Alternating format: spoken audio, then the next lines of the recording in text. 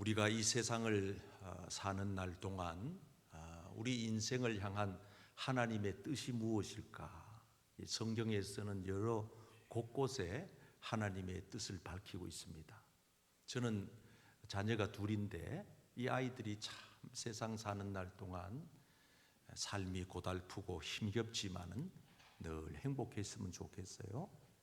이 딸 두 아이가 이제는 사위까지 하나 늘어서 식구가 더 늘었는데 행복했으면 좋겠어요. 그저 제 애비의 마음입니다. 여러분, 영적으로 보면 하나님 아버지가 자녀된 우리들이 이 세상 가운데 살아가는 동안 행복하게 살아가기를 원하시는 줄 믿습니다. 아멘. 어느 한 사람도 예외 없이 하나님은 다 행복하게 살아가기를 오늘도 바라고 계시고, 여전히 천국의 하나님 보좌 우편에 계신 우리 예수님께서도 그렇게 중보하며 기도하고 계십니다. 이제 우리가 5월 한 달 말씀을 마무리하면서 행복에 대한 성경적인 말씀을 들어오셨는데, 이제 오늘은 성령 강림절 행복에 대한 말씀을 마무리 지으면서 우리가 행복하게 살려면 어떻게 살아야 하는가, 오늘 말씀은 한 달 전체의 말씀의 결론이기도 합니다. 먼저 행복하게 살려면 한번 따라 하시겠습니다. 예수 그리스도 안에서, 예수 그리스도 안에서, 예수 그리스도 안에서 예수 그리스도 안에서 살아야 합니다. 살아야 합니다. 아멘. 아멘. 오늘 본문 말씀을 보면 접속사 그러므로로 시작을 합니다. 이 그러므로라고 하는 이 단어는 앞장에 무슨 사건이 있었다 이 얘기입니다. 그러니까 이 로마서 7장 말씀을 우리가 읽어봐야 됩니다. 다 읽으시면 좋은데, 요 앞장에서 사도 바울은 로마에 있는 교회들을 비롯하여 이 땅에 존재하는 주님의 교회된 성도들에게 성령의 계시의 음성을 들어서 이렇게 아주 속임 없이 진실되게 고백을 합니다. 나는 예수님 안에 살지 못하였을 때에 너무 곤고했다. 그래서 이게 지금 탄식하는 단어입니다. 오라, 나는 곤고한 사람이로다. 여러분, 이 원어 성경에 보면 조금 더 깊은 단어로 해석을 해야 맞습니다. 좀 이렇게 우리는 부드럽게 완곡한 표현을 썼지만 이 원어 성경 내용의 의미는 나는 비참한 사람입니다. 나는 참 불행한 사람입니다. 이렇게 표현하는 게 맞습니다. 내가 예수님을 몰랐을 때는 세상적으로 보면 내노라 하는 엘리트였으나 나에게는 참 인생의 행복과 만족이 없었습니다. 사도 바울은 예수님을 만나기 이전에 대단한 세상 지식을 쌓은 사람이었습니다. 그는 문벌도 대단했습니다. 그 혈통 자체가 대단했습니다. 그랬던 그가 단 한 번도 행복이 뭔지 그는 몰랐습니다. 그래서 그는 열심히 살긴 했지만 헛된 열심을 갖고 살았습니다. 사람들을 해코지하고 예수 믿는 사람들을 괴롭히고 사람 잡아다가 죽이는 일에 열심을 품은 거지 올바른 열심이 아니었습니다. 그러던 그가 예수님을 극적으로 만나고 완전 180도 달라진 겁니다. 그래서 그가 고백을 합니다. 내 이전까지의 삶은 나는 참 불행했는데 비참한 인생이었는데 내가 이제 예수님을 믿고 만나고 나니까 예수 그리스도 안에서 놀라운 변화가 일어났다. 그래서 나는 감사한다. 오늘 말씀 본문 1절에 예수 그리스도 안에서 정죄함이 없다, 심판이 없다는 거예요. 불행이 없다는 거예요. 여러분, 그래서 우리 인생이 예수 안으로 가야 살 길이 열립니다. 아멘. 아멘. 물고기는 물 안에 있어야 행복한 거지요. 하나님의 형상대로 지음을 받은 인간이 하나님의 품을 떠나 행복하리라? 착각입니다. 오해입니다. 마귀, 사탄에게 속는 것입니다. 우리는 이 하나님의 이 구조가, 창조의 질서가 하나님의 형상대로 지음을 받았기 때문에, 우리는 영적인 피조물이기 때문에 영이신 하나님 아버지와 관계가 회복되기 전에는 진정한 인생의 행복을 맛볼 수 없는 겁니다. 혹 보고 있다면 그것은 착각이지요. 쾌락을 행복이라, 세상적 즐거움을 행복이라 그렇게 속고 사는 거지요. 그래서 중국의 아주 유명한 선교사였던 허드슨 테일러라고 하는 분이 우리 인생의 행복이 뭔지를 아주 정확하게 그는 정의를 했어요. 한번 읽어보실까요? 시작. 인생의 행복은 환경이나 상황이 문제가 아니라 하나님과 얼마나 가까운가가 중요하다. 중요한 얘기예요. 여러분, 인생의 행복은 어떤 환경 때문에, 어떤 상황 때문에 가능한 게 아니라는 거예요. 인생의 진정한 행복이라고 하는 것은 나를 지으신 창조주 하나님과 그 관계성에 있다는 거예요. 그 거리가 얼마만큼 가까우냐 하는 것에 따라서 행복의 기준이 달라진다는 거예요.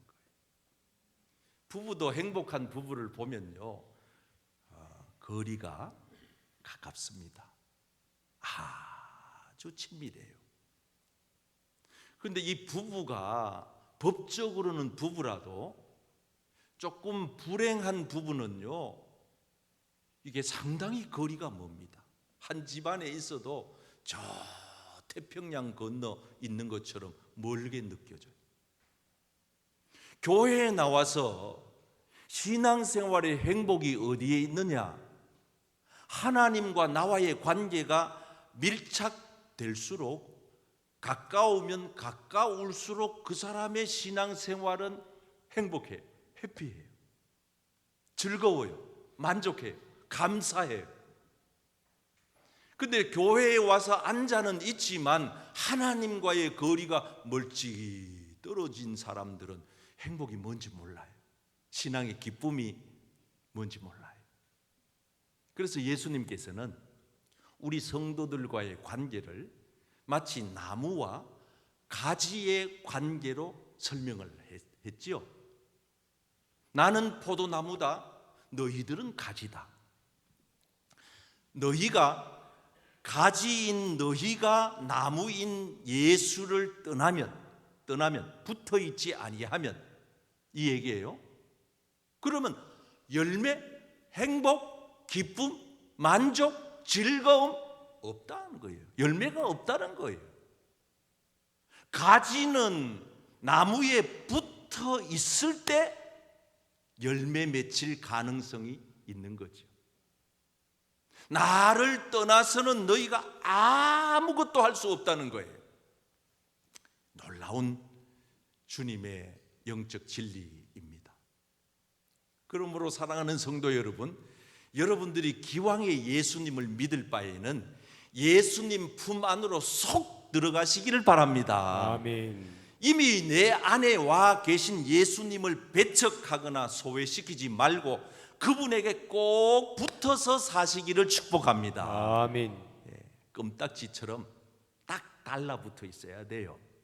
이번 이 코로나 사태로 한국 교회는 정말 다른 분야도 마찬가지지만 직격탄을 맞았지요.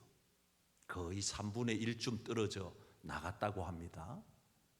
많은 교인들이 예수님을 떠나고 교회를 떠났어요. 여러분, 그분들에게 찾아가서 한번 물어보세요. 예수 떠나니 좋더냐고, 교회 떠나니 행복하더냐고. 여러분, 오늘 한번 여러분 주변에 있는 분들 가운데 잠깐 교회를 멈추어 쉬고 있는 분들에게 한번 여쭤보세요. 아마 그분들 대답 그리 쉽게 못할 겁니다. 저는 여러분들이 어떤 상황이, 어떤 환경이 여러분들을 어렵게 한다 하더라도 예수님 떠나는 분이 한 분도 없으시기를 축복합니다. 아멘. 교회 떠나는 분이 하나도 없기를 축복합니다. 아멘. 꼭 붙어 있으면 하나님은 반드시 여러분들의 인생을 행복하게 열매 맺게 하실 줄 믿습니다. 아멘.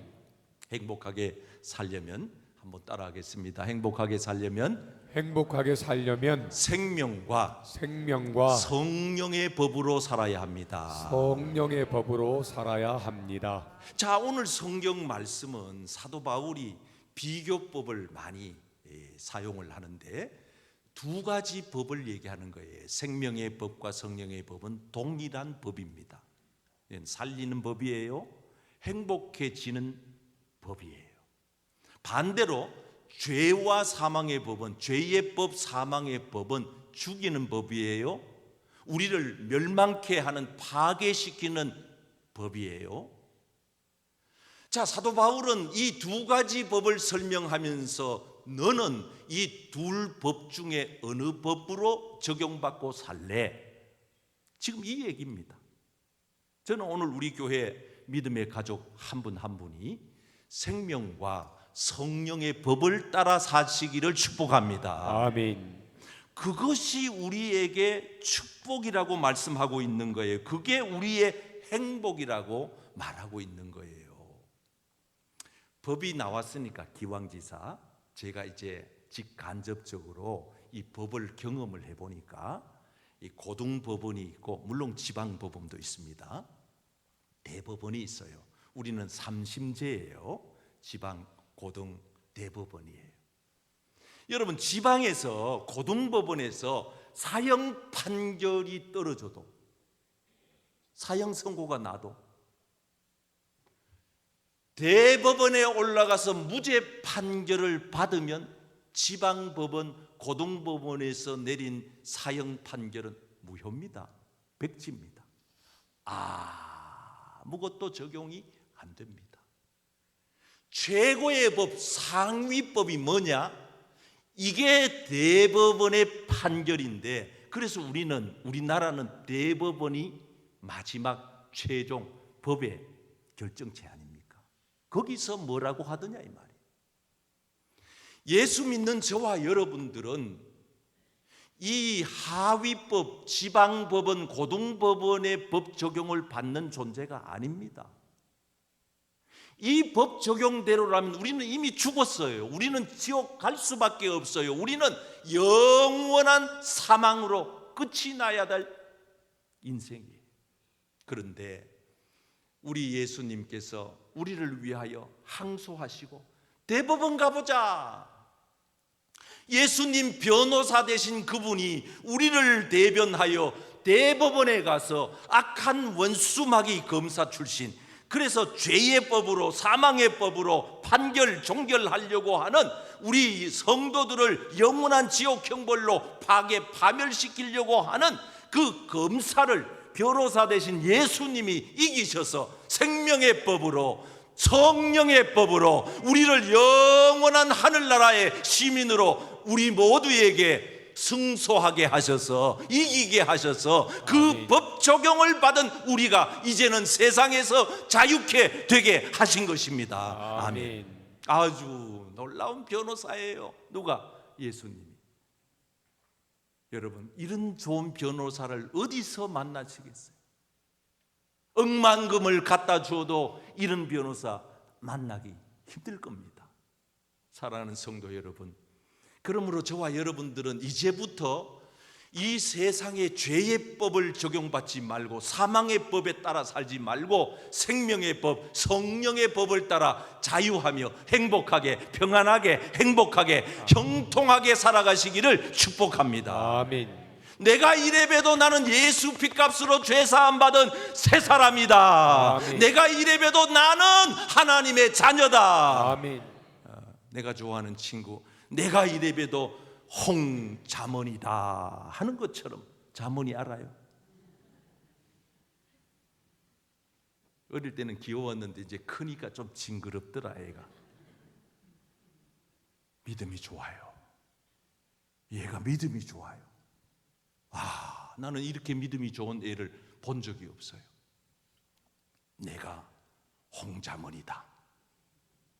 여러분, 저와 여러분들은 이래봬도 하나님의 자녀입니다. 아멘. 악한 원수 마귀가 건드릴 수 없는 하나님의 놀라우신 사랑으로 예수 피값으로 구속함을 받은 새 피조물입니다. 아멘. 아멘. 그래서 놀라운 거예요. 우리가 행복하게 살기 위해서는 이제 마지막 남은 과제가 하나 있는데 영의 생각으로 살아야 합니다. 한번 따라합시다. 행복하게 살려면 영의 생각으로 살아야 합니다. 영의 생각으로 살아야 합니다. 성경을 읽어보겠습니다. 시작. 육신을 따르는 자는 육신의 일을, 영을 따르는 자는 영의 일을 생각하나니. 자, 6절 또 읽어주세요. 시작. 육신의 생각은 사망이요 영의 생각은 생명과 평안이니라. 아멘. 자, 이제 저를 보세요. 비교법. 아까도 죄의 법이냐 사망의 법이냐, 생명의 법이냐 성령의 법이냐, 이걸 이제 상하위법으로 설명을 하는 거예요. 예수의 법, 생명의 법이다. 지금 이제 이 마지막 결론의 말씀은 너가 지금 하고 있는 생각이 육신의 생각이냐 영의 생각이냐. 너의 생각이 육신의 생각이라면은 결국 그 생각의 종착점은 사망이다. 그러니까 육신을 따라서 살거나 육신의 생각을 하는 사람들의 마지막 종착점은 사망이라는 거예요. 거기는 마지막 멸망이라는 거예요. 뭐 사람 눈만 속이면 될 줄 알지요. 자기 부인 눈만 속이면 된대. 바람피는 남편들이. 웃기지 마요. 하나님이 시퍼런 눈을 뜨고 보고 계세요. CCTV가 곳곳에서 보고 있어요. 언젠가는 들통나는 거예요. 들통나지 않으면 된다고요? 하나님이 계시는데. 그래서 이 육신의 생각과 육신을 따르는 길은 마지막 종착점이 뭐냐? 멸망이란 말이죠. 이거는 그냥 안 가봐도 뻔한 사실이에요. 지금 들통나지 않았다고, 지금 밝혀지지 않았다고, 지금 꼴이 잡히지 않았다고 쭉 계속 그 길 가다 보면 가보면 알아요. 후회할 일 생깁니다. 근데 사도 바울은 이런 생각으로 살면은 반드시 불행해지지만 영의 생각, 성령의 생각을 하고 성령님을 따라 살면, 오늘 말씀 다시 한번 띄워봅니다. 6절, 생명과 평안이다. 이 무슨 얘기예요? 행복하게 인생 해피엔딩이다 이 뜻이에요. 내가 보니까 요즘 뭐 무슨 유명한 감독하고 불륜 관계에 있는 그 영화 배우 얘기가 종종 등장하는데 난 그거 결과 안 봐도 알아요. 어떻게 끝이 날지. 서서히 끝이 나려고 하더라고. 다 그렇게 귀결되는 겁니다. 다시 한번 이 말씀을 봅니다. 영의 생각은, 다 같이 따라하겠습니다. 영의 생각은 생명과 평안입니다. 생명과 평안입니다. 그러므로 사랑하는 성도 여러분, 여러분들이 생명과 평안으로 인생을 살아가시려면 날마다 성령님이 주시는 생각, 영의 생각으로 살아가시기를 축복합니다. 아멘. 여러분 안에 이 생각의 저장고에 가지가지의 생각이 여기에서 생산됩니다. 오늘도 이 뇌의 구조 안에 이 공장에서는 별별 생각이 계속 만들어집니다. 그래서 혹자는 얘기하기를 사람은 5만 생각을 한다. 5만 가지. 이 생각의 뇌회로 속에는 엄청 많은 양의 생각이 복잡하게 생성되고 있다 그 말이에요. 그런데 예수님을 따라다니던 가룟 유다는 이 생각의 마귀 사탄이 이 악성 바이러스를 침투시켜 가지고 예수님을 팔려는 생각을 먹게 해버렸어요. 요걸 이렇게 출처를 따지고 올라가서 아주 상세히 살펴보니 이 가룟 유다의 생각에 악성 바이러스를 넣어서 감염시킨 장본인이 누구냐? 마귀더라 그 말이에요. 그래서 마귀 사탄은 성도들로 하여금 할 수만 있으면 예수 팔려는 생각을 집어넣으려고 안간 힘을 씁니다. 성경은 우는 사자처럼 삼킬자를 찾아다니는 이가 마귀라고 말합니다. 그래서 우리는 아차 잘못하는 순간 생각 한번 잘못해버리면 악한 원수 마귀 좋은 일을 해버리고 만다 이 말이에요. 죽을 일이지요. 가룟 유다가 어떻게 했어요? 목매서 자살했잖아요. 자살 그냥 해요? 자기 의지로 한다고요? 아니에요. 이렇게 극단적인 선택을 하는 분들이 하루에 40명, 우리나라가 OECD 국가 가운데 여전히 자살 1위 국가로 10년 동안 건재하는 이유는 내가 극단적인 선택을 하는 것 같지만 그렇지 않아요. 우울증 때문에, 공황장애 때문에, 그 사람이 사업이 안 돼서 학교 떨어져서 가정이 파탄나서 아니에요. 그 깊숙한 내막을 들여다보면 악한 원수 마귀가 그의 생각에 악성 바이러스를 집어넣은 거예요. 죽어라. 니까짓 게 사람 뭐 할래? 죽어. 악한 원수 마귀는 우리로 하여금 생각 속에 나쁜 바이러스를 감염시켜서 할 수만 있으면 파괴하게 합니다. 멸망케 합니다. 분열되게 합니다. 다투게 합니다. 미워하게 합니다. 남을 해코지합니다. 이게 누구라고요? 악한 원수 마귀라고요. 성도의 생각은 마귀에게 사로잡히면 안 됩니다. 성령님께 잡혀야 삽니다. 아멘. 영의 생각으로 사서야 여러분들이 행복합니다. 생명을 얻습니다. 평안하게 됩니다. 여러분 가정이 화목하게 됩니다. 교회가 평안하게 되고 부흥하게 됩니다. 어떻게 잡혀야? 영의 생각에 잡혀요. 성령의 생각에 잡혀요. 한 번은 예수님께서 예수님 수제자 베드로를 호되게 꾸짖습니다. 겉으로 보면 베드로를 꾸짖는 것 같습니다. 그런데 성경 앞뒤로 연결해서 보면 베드로를 꾸짖는 게 아니고 베드로 속에 있는 사탄 마귀를 꾸짖는 겁니다. 지금 베드로가 3년 동안 제자 훈련을 받고 예수님과 함께 동고동락하면서 그래 지내온 세월들이었는데 한순간에 베드로의 생각의 영역을 사탄이 정복해버리니까 베드로가 하는 생각은 사단의 생각이 됐고, 예수님은 베드로를 책망하고 꾸짖는 것 같으나 깊이 들여다보면 베드로 속에 있는 사탄 마귀를 꾸짖고 있으니 지금 베드로가 꾸지름 받은 이유는 뭡니까? 하나님의 생각을 하지 아니하고 사람의 일을 생각했다는 겁니다. 지금 내가 하고 있는 생각을 단순 비교해 보면 금방 압니다. 예배 시간에 말씀에 집중하고 은혜 받기를 사모하면 이건 하나님의 일을 생각하고 있는 거예요. 지금 성령의 지배를 받고 있는 거예요. 여러분들 행복한 거예요. 할렐루야. 근데 설교 시간에 듣고는 있지만 어제 그저께 보니까 해운대 강할리 백사장에서 멍 때리기 대회를 다 했더라고. 그런 성도들, 여기 지금 멍 때리는 분 몇 분 있는데 그 대회 나가면 좋을 것 같아. 멍하니 있어요. 설교에 집중을 못해요. 하필 설교 듣는 시간에 집에 가스레인지에 불을 켰는지 껐는지 이게 헷갈리는 거예요. 마귀 사탄은 우리의 생각을 타고 들어오는 거예요. 자꾸 사람의 일을 생각나게 하는 것입니다. 겉으로 보면 베드로가 얼마나 대단한 일을 이야기합니까? 예수님 십자가 지고 죽으면 안 된다는 겁니다.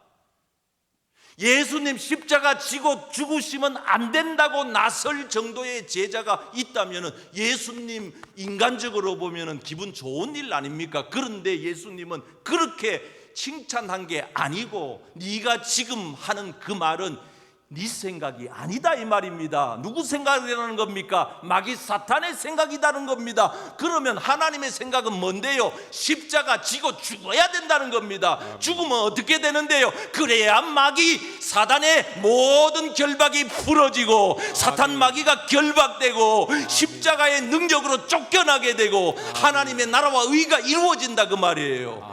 예수님이 십자가에 죽어야 온 인류 구속 사역이 완성되는데 이 결정적 순간에 사탄 마귀는 베드로의 생각을 틈타고 들어가서 못하게 방해하는 겁니다. 여러분 어떻습니까? 우리가 이 세상 살아가면서 때로는 내 생각과 하나님의 생각이 다를 때가 있고 내 길과 하나님의 길이 다를 때가 있고 어떨 때는 이게 도대체 되겠나 할 때도 있어요.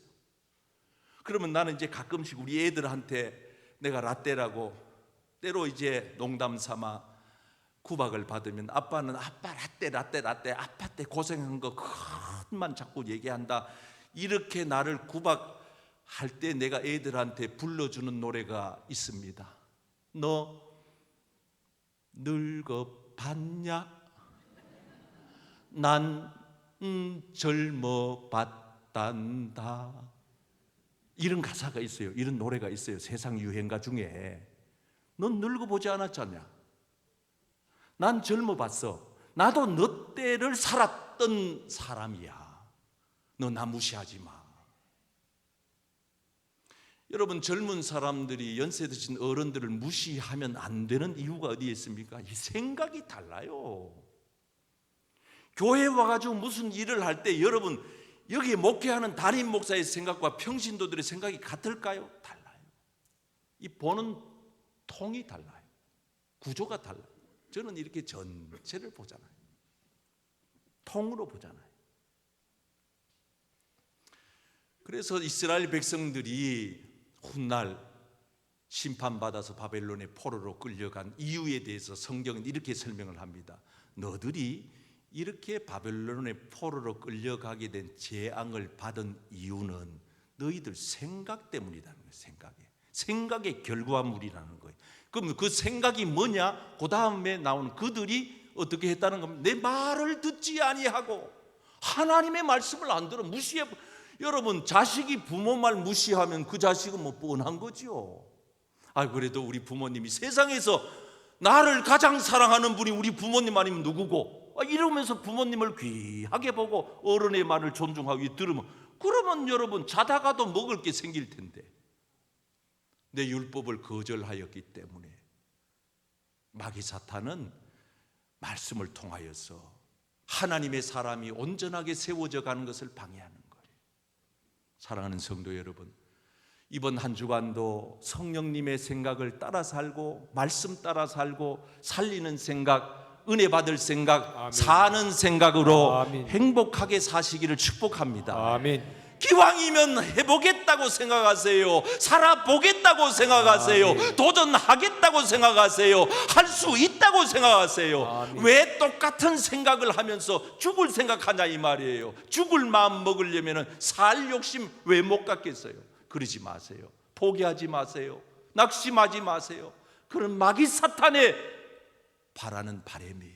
하나님의 성령은 여러분들이 어떤 실패를 하셨더라도 어떤 어려움이 있더라도 다시 일어나기를 원하십니다. 아멘. 다시 회복되기를 원하십니다. 아멘. 다시 꿈꾸기를 원하십니다. 아멘. 그래서 늙어도 노인은 환상을 보며 젊은이는 예언하며 하나님의 성령은 우리에게 끊임없이 살아갈 소망을 주시는 줄 믿습니다. 아멘. 이 은혜로 이번 한 주간도 승리하는 우리 모든 성도님들 되시기를 축복합니다.